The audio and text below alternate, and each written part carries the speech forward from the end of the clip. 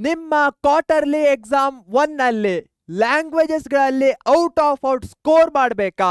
ಹಾಗಾದ್ರೆ ನಾನು ಹೇಳ್ತಾ ಇರುವಂತಹ ಸ್ಟೆಪ್ಸ್ಗಳನ್ನ ಫಾಲೋ ಮಾಡಿ. ನಾನು ನಿಮ್ಮ ಪರೀಕ್ಷೆಯ ಶಿಕ್ಷಕ ಆದರ್ಶ್ ಸರ್.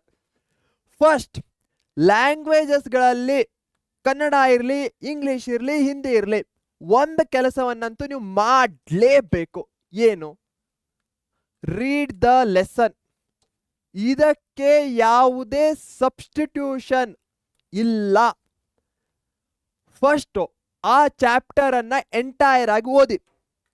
ಈ ಒಂದು ಕೆಲಸ ಮಾಡಿದ್ರೆ ನಿಮ್ಮ 80% of the language is done ಅಂತ ಹೇಳ್ಬೋದು. ನಾನು ಸಹ ನನ್ನ PUC ಯಲ್ಲಿ ಚಾಪ್ಟರ್ ಅನ್ನ ಓದ್ಕೊಂಡು ಹೋಗ್ತಾ ಇದ್ದೆ. ಅದಾದ್ಮೇಲೆ ಒಂದೆರಡು ಕ್ವಶನ್ಸ್ಗಳನ್ನ ಟ್ರೈ ಔಟ್ ಮಾಡ್ತಾ ಇದ್ದೆ. ಎಕ್ಸಾಮ್ ನಲ್ಲಿ ಪೂರ್ತಿ ಮಾರ್ಕ್ಸ್ ಅನ್ನ ತೆಗೆದುಕೊಳ್ತಾ ಇದ್ದೆ. ಸೊ ಹೀಗಾಗಿ ನಾನು ಯಾವುದೋ ಬೇರೆಯವ್ರ ಪ್ರಿನ್ಸಿಪಲ್ ಹೇಳ್ತಾ ಇಲ್ಲ, ಇದನ್ನ ನಾನೇ ಖುದ್ದಾಗಿ ಫಾಲೋ ಮಾಡಿದ್ದೇನೆ, ಖುದ್ದಾಗಿ ರಿಸಲ್ಟ್ಸ್ಗಳನ್ನ ತೆಗೆದುಕೊಂಡಿದ್ದೇನೆ. ಅದಕ್ಕೋಸ್ಕರ ಫಸ್ಟ್ ಇಡೀ ಚಾಪ್ಟರ್ ಅನ್ನ ಆದ್ಮೇಲೆ ಏನ್ ಕಥೆ ಇದೆ ಗುರು ಅಂತ ಅರ್ಥ ಮಾಡ್ಕೊಳ್ಳಿ. ಇದು ನಮ್ಮ ಸೆಕೆಂಡ್ ಪಾಯಿಂಟು, ಸ್ಟೋರಿ ಲೈನು ಅಥವಾ ಥೀಮ್ ಅನ್ನ ತಿಳ್ಕೊಳ್ಳೋದು. ಕೃಷ್ಣೇಗೌಡನ ಆನೆ ದೊಡ್ಡ ಚಾಪ್ಟರು, ಬಟ್ ಏನಾಗ್ತಾ ಇದೆ ಕಥೆಯಲ್ಲಿ, ಯಾರ್ಯಾರು ಪಾತ್ರಧಾರಿಗಳಿದ್ದಾರೆ ಏನು ಅಂತ ನಿಮ್ಗೊಂದು ಸ್ಟೋರಿ ನಿಮ್ಮ ಮೈಂಡಲ್ಲೇ ಆಯ್ತಂದ್ರೆ ಯಾವುದೇ ಕ್ವಶನ್ ಕೊಡ್ಲಿ ನೀವು ಆನ್ಸರ್ಸ್ಗಳನ್ನ ಬರೀತೀರಾ. ಕರೆಕ್ಟ್ ತಾನೆ? Learn difficult words. ಯಾಕಂದ್ರೆ 2 ಮಾರ್ಕ್ಸ್ಗೆ ಕೇಳುವಂತಹ ಚಾನ್ಸಸ್ ಇರುತ್ತೆ. ಇದರ ಅರ್ಥವನ್ನ ಬರೀರಿ. ಬಟ್ ಅದಕ್ಕಿಂತ ಹೆಚ್ಚಾಗಿ ಸಂದರ್ಭಗಳಲ್ಲಿ ಕೊಡ್ತಾರೆ. ಅದಕ್ಕಿಂತ ಹೆಚ್ಚಾಗಿ 3 ಮಾರ್ಕ್ಸ್ 4 ಮಾರ್ಕ್ಸ್ಗಳ ಕ್ವಶನ್ಸ್ಗಳಲ್ಲಿ ಕೊಟ್ಟಾಗ ನಿಮಗೆ ಆ ಡಿಫಿಕಲ್ಟ್ ವರ್ಡಿನ ಮೀನಿಂಗೇ ಗೊತ್ತಿಲ್ಲ ಅಂದ್ರೆ ಆ ಕ್ವಶನ್ ಅನ್ನೇ ಅಟೆಂಪ್ಟ್ ಮಾಡ್ಲಿಕ್ಕೆ ಆಗಲ್ಲ. ಅದಕ್ಕೋಸ್ಕರ ಆದಷ್ಟು ಅರ್ಥವನ್ನ ಮಾಡ್ಕೊಳ್ಳುವಂತಹ ಪ್ರಯತ್ನವನ್ನ ಪಡೆ. ಯಾವುದೇ ವರ್ಡ್ ಅರ್ಥ ಆಗ್ತಲ್ಲ ಅಂದ್ರೆ ಬಿಟ್ಟು ಹಾಕೋದಲ್ಲ, ಅದರ ಆಕ್ಚುಯಲ್ ಮೀನಿಂಗ್ ಇರುತ್ತೆ, ಹಿಂದೆ ಇರುತ್ತೆ ಟೆಕ್ಸ್ಟ್ ಬುಕ್. ಚಾಪ್ಟರ್ ಆದ್ಮೇಲೆ ಅದನ್ನ ಅರ್ಥ ಮಾಡ್ಕೊಳ್ಳಿ. ಚಾಪ್ಟರ್ ಅನ್ನ ಓದಾದ್ಮೇಲೆ ಏನ್ ನಡೀತಾ ಇದೆ ಕಥೆಯಲ್ಲಿ ಅಂತ ಅರ್ಥ ಮಾಡ್ಕೊಳ್ಳೋದು. ಕಥೆಯನ್ನ ಅರ್ಥ ಮಾಡ್ಕೊಂಡ್ಮೇಲೆ ಚಾಪ್ಟರ್ ನಲ್ಲಿ ಯಾವ ಡಿಫಿಕಲ್ಟ್ ವರ್ಡ್ಸ್ ಇದೆ ಅದನ್ನ ತಿಳ್ಕೊಳ್ಳೋದು. ಈ ಸಿಂಪಲ್ 3 ಸ್ಟೆಪ್ಸ್ಗಳನ್ನ ಮಾಡಿದ್ರೆ ನಿಮ್ಮ ಲ್ಯಾಂಗ್ವೇಜಸ್ಗಳ ಭಯ ಹೋದಂಗೆ. ಇದು ಕಡಿಮೆ ಟೈಮಲ್ಲಿ ಆಗುವಂತಹದ್ದು. ಎಲ್ರಿಗೂ ಇದು ಕರೆಕ್ಟ್ ಆಗಿ ತಿಳಿದಿದೆ ಅಂದ್ರೆ ನಾನು ಮುಂದೆ ಹೋಗ್ತೇನೆ. ವಿಡಿಯೋವನ್ನ ಲೈಕ್ ಮಾಡಿ, ಇದರಿಂದ ನನಗೂ ಸಹ ಗೊತ್ತಾಗತ್ತೆ ಇದು ಅರ್ಥ ಆಗಿದೆ ಅಂತ. ಓಕೆನಾ? Yes. What do you usually skip? Okay, ಲ್ಯಾಂಗ್ವೇಜಸ್ಗಳು ಬಹಳಷ್ಟು ಕಷ್ಟ ಆಗ್ತಾ ಇದೆ ಅಂತ ಹೇಳ್ತೀರಾ ಮಕ್ಕಳೇ. ನೀವು ಇವುಗಳಲ್ಲಿ ಒಂದಾದ್ರೂ ಸ್ಕಿಪ್ ಮಾಡ್ತಾ ಇದ್ದೀರಾ, ಅದಕ್ಕೋಸ್ಕರನೇ ಕಷ್ಟ ಆಗ್ತಾ ಇದೆ. ಒಂದು ಚಾಪ್ಟರ್ ಅನ್ನ ಓದ್ತಾ ಇಲ್ಲ ನೀವು, ಒಂದು ಗ್ರಾಮರ್ ಅನ್ನ ನೆಗ್ಲೆಕ್ಟ್ ಮಾಡ್ತಾ ಇದ್ದೀರಾ, ಮತ್ತೊಂದು ಬರ್ದು ಪ್ರಾಕ್ಟೀಸ್ ಮಾಡ್ತಾ ಇಲ್ಲ, ರಿವಿಷನ್ ಮಾಡ್ತಾ ಇಲ್ಲ. ಇವುಗಳಲ್ಲಿ ಯಾವುದನ್ನ ನೀವು ಸ್ಕಿಪ್ ಮಾಡ್ತಾ ಇದ್ದೀರಾ ಅಂತ ಕಮೆಂಟ್ ನಲ್ಲಿ ಹಾಕಿ. ಯಾಕಂದ್ರೆ ಒಂದು ಸ್ಟೆಪ್ ಸಹ ಸ್ಕಿಪ್ ಆದ್ರೆ ಮಾರ್ಕ್ಸ್ಗಳಲ್ಲಿ ಕ್ವಾರ್ಟರ್ಲಿ ಟೆಸ್ಟ್ ಅಲ್ಲಿ 5 ರಿಂದ 10 ಮಾರ್ಕ್ಸು, ಫೈನಲ್ ಎಕ್ಸಾಮ್ ನಲ್ಲಿ 20 to 30 ಮಾರ್ಕ್ಸ್ ನ ಡಿಫರೆನ್ಸ್ ಆಗುತ್ತೆ. ರೈಟಿಂಗ್ ಪ್ರಾಕ್ಟೀಸ್ ಯಾಕೆ ಬೇಕು ಸರ್ ಅಂತೀರಾ? ಪ್ರಬಂಧ, ಪತ್ರಲೇಖನ, ಗಾದೆ ಮಾತು ಸೇಮ್ ಇನ್ ಬೇರೆ ಲ್ಯಾಂಗ್ವೇಜಸ್ಗಳಲ್ಲಿ. ಇವುಗಳಿಂದಲೇ ನಿಮ್ಮ ಮ್ಯಾಕ್ಸಿಮಮ್ ಮಾರ್ಕ್ಸ್ ಬರುತ್ತೆ. ನಿಮಗೆ ಟೈಮ್ ಮ್ಯಾನೇಜ್ಮೆಂಟ್ ಮಾಡ್ಲಿಕ್ಕಾಗಲ್ಲ. ಅದೇ ಮೊದಲೇ ರೈಟಿಂಗ್ ಪ್ರಾಕ್ಟೀಸ್ ಮಾಡಿ ನೀವು ಸ್ಪೀಡ್ ರೈಟಿಂಗ್ ಅನ್ನ ಮಾಡ್ಕೊಂಡಿದ್ರೆ ಎಕ್ಸಾಮ್ ಅಲ್ಲಿ ಅಷ್ಟೇ ಈಸಿ ಆಗತ್ತೆ.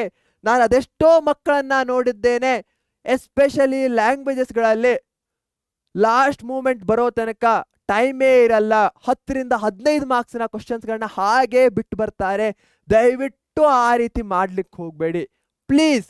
ಟೈಮ್ ಮ್ಯಾನೇಜ್ಮೆಂಟ್ ಅನ್ನ ಕರೆಕ್ಟ್ ಆಗಿ ಮಾಡ್ಕೊಳ್ಳಿಕ್ಕೆ ಆದಷ್ಟು ಸ್ಪೀಡ್ ರೈಟಿಂಗ್ ಅನ್ನ ಮಾಡಿ. ಪ್ಯಾರಾಗ್ರಾಫ್ಗಳನ್ನ ಬಾಯಿ ಹಾಟ್ ಹಾಕ್ಲಿಕ್ಕೆ ಹೋಗಬೇಡಿ. ಲ್ಯಾಂಗ್ವೇಜ್ಗಳಲ್ಲಿ ಯಾವತ್ತೂ ಮೆಮೊರೈಸೇಷನ್ ಬೇಡ. ಕಥೆಯನ್ನ ತಿಳ್ಕೊಳ್ಳಿ, ಏನ್ ನಡೀತಾ ಇದೆ ಅಂತ ಅರ್ಥ ಮಾಡ್ಕೊಳ್ಳಿ. ಅದನ್ನ ನಿಮ್ಮ ಓನ್ ವೇದಲ್ಲಿ ಸೆಂಟೆನ್ಸ್ಗಳನ್ನ ಫಾರ್ಮ್ ಮಾಡಿ ಬರೆದ್ರೆ ಸಾಕು. ಯಾರೂ ಸಹ ನಿಮಗೆ ಎಕ್ಸಾಕ್ಟ್ ಪ್ಯಾರಾ ಬರಿ ಅಂತ ಹೇಳಲ್ಲ. ಜಸ್ಟ್ ಏನ್ ನಡೀತಾ ಇದೆ ಅಂತ ಅರ್ಥ ಮಾಡ್ಕೊಳ್ಬೇಕು, ಅದೇ ಮೇನ್ ಫಂಡ ಆಗಿರುವಂತಹದ್ದು. ಅದಕ್ಕೋಸ್ಕರ ಯಾರ್ಯಾರು ಕೀವರ್ಡ್ಸು, ಕ್ಯಾರೆಕ್ಟರ್ ಅಲ್ಲಿ ನೇಮ್ಸ್ ಏನೇನಿರುತ್ತೆ, ಮೇನ್ ಪಾಯಿಂಟ್ಸ್ಗಳೇನಿರುತ್ತೆ, ಇಂಪಾರ್ಟೆಂಟ್ ಇವೆಂಟ್ಸು, ಇವುಗಳನ್ನ ಅರ್ಥ ಮಾಡ್ಕೊಂಡ್ರೆ ಸಾಕು. ಮತ್ತೊಂದ್ಸಲ ಹೇಳ್ತೆ ಎಂದೇನೆ, ಪ್ಯಾರಾಗ್ರಾಫ್ ಅನ್ನ ಬಾಯ್ ಹಾರ್ಟ್ ಹಾಕ್ಲಿಕ್ಕೆ ಹೋಗಬೇಡಿ. ಬೇರೆ ಸಬ್ಜೆಕ್ಟ್ಸ್ಗಳಲ್ಲಿ ಡೆಫಿನೇಷನ್ಸ್ಗಳಿದ್ದ ಹಾಗೆ ಲ್ಯಾಂಗ್ವೇಜಸ್ಗಳನ್ನ ಟ್ರೀಟ್ ಮಾಡಬೇಡಿ. ಲ್ಯಾಂಗ್ವೇಜಸ್ಸು ಡಿಫ್ರೆಂಟು ನಿಮ್ಮ ಕೋರ್ ಸಬ್ಜೆಕ್ಟ್ಸ್ಗಳಿಗಿಂತ. ಲ್ಯಾಂಗ್ವೇಜಸ್ಗಳಲ್ಲಿ ನಿಮಗೆ ಜಸ್ಟ್ ಕಾನ್ಸೆಪ್ಟಿನ ಥೀಮ್ ತಿಳ್ಕೊಂಡ್ರೆ ಸಾಕು, ಪೂರ್ತಿ ಮಾರ್ಕ್ಸ್ ಅನ್ನ ತಿಳ್ಕೊಳ್ಬಹುದು. ಮೇ ಬಿ ಗ್ರಾಮರನ್ನು ನೀವು ಕೋರ್ ಸಬ್ಜೆಕ್ಟ್ ಥರ ಟ್ರೀಟ್ ಮಾಡಬಹುದು. ಏನು ಕಂಡೀಷನ್ಸ್ಗಳಿವೆ, ಏನು ಬರುತ್ತೆ ಆ ರೀತಿ ಅಟೆಂಪ್ಟ್ ಮಾಡಬಹುದು. ಬಟ್ ಲಿಟ್ರೇಚರು, ಪೋಯಮ್ಮು, ಗದ್ಯ ಭಾಗ ಇವುಗಳೆಲ್ಲವನ್ನು ಕಥೆ ಥರ ಟ್ರೀಟ್ ಮಾಡಿ ಥೀಮನ್ನು ಅರ್ಥ ಮಾಡ್ಕೊಳ್ಳಿ. ನಿಮ್ಮ ಓನ್ ವೇದಲ್ಲಿ ಸೆಂಟೆನ್ಸಸ್ಗಳನ್ನ ಫಾರ್ಮ್ ಮಾಡಿ ಬರೀರಿ. 40 ಔಟ್ ಆಫ್ 40 ನಿಮ್ದಾಗತ್ತೆ. ಸೊ ಬಹಳಷ್ಟು ಮಕ್ಕಳಿಗೆ ಈ 3 ಸೆಕ್ಷನ್ಗಳಲ್ಲಿ ಒಂದು ಡಿಫಿಕಲ್ಟ್ ಆಗತ್ತೆ. ಒಂದು ಗ್ರಾಮರು, ಮತ್ತೊಂದು ಲಿಟ್ರೇಚರ್ ಸಾಹಿತ್ಯ, ಮತ್ತೊಂದು ರೈಟಿಂಗ್ ಸ್ಕಿಲ್ಸ್. ನಾನು ಗ್ರಾಮರ್ ಅಂದಾಗ ಫಾರ್ ಎಕ್ಸಾಂಪಲ್ ವಿಭಕ್ತಿ ಪ್ರತ್ಯಯಗಳಿರಬಹುದು, ದ್ವಿರುಕ್ತಿಗಳಿರಬಹುದು. ಅದೇ ರೈಟಿಂಗ್ ಸ್ಕಿಲ್ ಅಂದಾಗ ಪ್ರಬಂಧ, ಗಾದೆ ಮಾತು ಇವೆಲ್ಲ ಬರುತ್ತೆ. ಲಿಟ್ರೇಚರ್ನಲ್ಲಿ ಪೂರ್ತಿ ಟೆಕ್ಸ್ಟ್ ಬುಕ್ನಲ್ಲಿ ಪಾಠಗಳೇನಿರುತ್ತೋ ಅದರದ್ದಾಗಿದೆ. ನಿಮಗೆ ಇದರಲ್ಲಿ ಯಾವುದು ಡಿಫಿಕಲ್ಟ್ ಆಗತ್ತೆ? ಫಾರ್ ಎಕ್ಸಾಂಪಲ್ ಗ್ರಾಮರ್ ಡಿಫಿಕಲ್ಟ್ ಆಗ್ತಾ ಇದೆ ಅಂದರೆ ನೀವು ಕೋರ್ ಸಬ್ಜೆಕ್ಟ್ಸ್ಗಳನ್ನ ಹೇಗೆ ಓದ್ತಿರೋ ಅದೇ ರೀತಿ ಟ್ರೀಟ್ ಮಾಡಿ. ಫಾರ್ಮುಲಾಸ್ಗಳಿರಬಹುದು, ಹೇಗೆ ನೆನಪಲ್ಲಿ ಇಟ್ಕೊಳ್ತೀರಾ ಅದೇ ರೀತಿ ಗ್ರಾಮರ್ನ ಫಾರ್ಮುಲಾಸ್ಗಳನ್ನ ನೆನಪಲ್ಲಿ ಇಟ್ಕೊಳ್ಳಿ. ನಿಮಗೆ ಲಿಟ್ರೇಚರ್ ಅರ್ಥ ಆಗ್ತಾ ಇಲ್ಲ ಅಂದರೆ ಸ್ಟೋರಿ. ನನಗೆ ಚಿಕ್ಕ ವಯಸ್ಸಿನಲ್ಲಿ ನಮ್ಮ ಅಜ್ಜಿ ಹೇಳಿದ ಕಥೆಗಳು ಇನ್ನೂ ನೆನಪಿದೆ, ಯಾಕಂದರೆ ಅದು ಕಥೆಯ ರೂಪದಲ್ಲಿತ್ತು. ಅದೇ ರೀತಿ ಸ್ಟೋರಿ ಫಾರ್ಮ್ಯಾಟ್ನಲ್ಲಿ. ರೈಟಿಂಗ್ ಸ್ಕಿಲ್ಸ್ ಆಗ್ತಾ ಇಲ್ಲ ಅಂದರೆ ಬರೆದು ಪ್ರಾಕ್ಟೀಸ್ ಮಾಡಿ. ಇದಕ್ಕೆ ಬೇರೆ ಆಪ್ಷನ್ ಇಲ್ಲ. ನೀವು ಎಲ್ಲಿ ಹಿಂದಿದ್ದೀರೋ ಅದಕ್ಕೆ ಯಾವ ಸ್ಟೆಪ್ಸ್ಗಳನ್ನ ಮಾಡಬೇಕೋ ಅದನ್ನು ಡೀಟೇಲ್ ಆಗಿ ಹೇಳಿದ್ದೇನೆ. ಇದು ಅರ್ಥ ಆಗ್ತಾ ಇದೆ ಅಂದರೆ ವಿಡಿಯೋವನ್ನು ಲೈಕ್ ಮಾಡಿ. ಇದರಿಂದ ನನಗೂ ಸಹ ಅರ್ಥ ಆಗತ್ತೆ. ಯು ಆರ್ ವಿತ್ ಮೀ ಅಂತ ವಿಡಿಯೋವನ್ನು ಲೈಕ್ ಮಾಡಿದ್ರಾ? Yes. Follow this plan and let your language paper become your highest scoring subject. Sir ಇದು ಕೋರ್ ಸಬ್ಜೆಕ್ಟ್ ಅಲ್ಲ, ಲ್ಯಾಂಗ್ವೇಜಸ್ ಅಲ್ಲ. ನಿಮ್ಮ ಬೋರ್ಡ್ ಎಕ್ಸಾಮ್ನಲ್ಲಿ ಲ್ಯಾಂಗ್ವೇಜಸ್ 100 ಮಾರ್ಕ್ಸ್ ಇದೆ, ಸೇಮ್ ಆಸ್ ಕೋರ್ ಸಬ್ಜೆಕ್ಟ್ಸ್. ನಿಮ್ಮ ಪರ್ಸೆಂಟೇಜ್ ಮೇಲೆ ಇಂಪ್ಯಾಕ್ಟನ್ನು ಕೊಡುತ್ತೆ. ಅದಕ್ಕಿಂತ ಹೆಚ್ಚಾಗಿ ಇದು ನಿಮಗೆ ಲ್ಯಾಂಗ್ವೇಜು ನಾವು ಹೇಗೆ ಮಾತಾಡಬೇಕು, ಹೇಗೆ ವ್ಯವಹರಿಸಬೇಕು ಅನ್ನೋ ಬೇಸಿಕ್ ಸೆನ್ಸನ್ನು ಕಳಿಸುತ್ತೆ. ನಾವು ಮುಂದೆ ಸಮಾಜದಲ್ಲಿ ಹೋಗಿ ಬದುಕಬೇಕಾದ್ರೆ ಲ್ಯಾಂಗ್ವೇಜಸ್, ಭಾಷೆಗಳೇ ನಮಗೆ ಆಧಾರ ಸ್ತಂಭವಾಗಿರುವಂತಹದ್ದು. ಇಲ್ಲಿ ನಾನಿಂದು ಪಾಠ ಮಾಡ್ತಾ ಇದ್ದೇನೆ ಅಂದರೆ ಅದರಲ್ಲಿ ನಾನು ಕಲ್ತದ್ದಂತಹ ಕನ್ನಡ ಭಾಷೆ ಇರ್ಬೋದು, ಇಂಗ್ಲೀಷ್, ಹಿಂದಿ, ಈ ಎಲ್ಲ ಭಾಷೆಗಳ ಕಾಂಟ್ರಿಬ್ಯೂಷನ್ ದೊಡ್ಡದಾಗಿದೆ. ನಮಗೆ ಒಂದು ಕಾನ್ಫಿಡೆನ್ಸನ್ನು ಕೊಡುತ್ತೆ ಭಾಷೆ. ಅದಕ್ಕೋಸ್ಕರ ಭಾಷೆಯನ್ನು ಎಂದೂ ನೆಗ್ಲೆಕ್ಟ್ ಮಾಡಬೇಡಿ. ಅದಕ್ಕಿಂತ ಹೆಚ್ಚಾಗಿ ಇದು ಹೈಯೆಸ್ಟ್ ಸ್ಕೋರಿಂಗ್ ಸಬ್ಜೆಕ್ಟ್ ಆಗುವಂತಹ ಎಲ್ಲ ಚಾನ್ಸಸ್ ಇವೆ.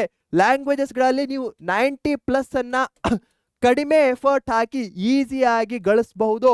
ಇದನ್ನು ನಾನು ಹಿಂಗೆ ಹೇಳ್ತಾ ಇಲ್ಲ, ಎಕ್ಸ್ಪೀರಿಯನ್ಸ್ನಿಂದ ಹೇಳ್ತಾ ಇದ್ದೀನಿ. ಅದೆಷ್ಟೋ ಮಕ್ಕಳ ಜೊತೆ ಮಾತಾಡಿದ್ದೇನೆ, ಅವರ ಮುಖಾಂತರ ಹೇಳ್ತಾ ಇರುವಂತಹದ್ದು. ಇದು ಅರ್ಥ ಆಗ್ತಾ ಇದೆ ಅನ್ಕೊಳ್ತೇನೆ. ಎಲ್ಲರದ್ದು ಸಹ ಕ್ವಾರ್ಟರ್ಲಿ ಟೆಸ್ಟ್ 1ನಲ್ಲಿ ಲ್ಯಾಂಗ್ವೇಜಸ್ ಹೈಯೆಸ್ಟ್ ಸ್ಕೋರಿಂಗ್ ಸಬ್ಜೆಕ್ಟ್ ಆಗಲಿ. ಹಾಗೆ ಎಕ್ಸಾಮ್ ಮುಗಿದ ಮೇಲೆ ಬಂದು ಹೇಳಿ ಹೇಗಾಯಿತು ಎಕ್ಸಾಮ್ ಅಂತ. And all the best for your exam. ಪರೀಕ್ಷೆ ಚಾನಲನ್ನು ಸಬ್ಸ್ಕ್ರೈಬ್ ಮಾಡಿಲ್ಲ ಅಂದರೆ ಈಗಲೇ ಮಾಡಿ. Take care. Thank you. Bye bye.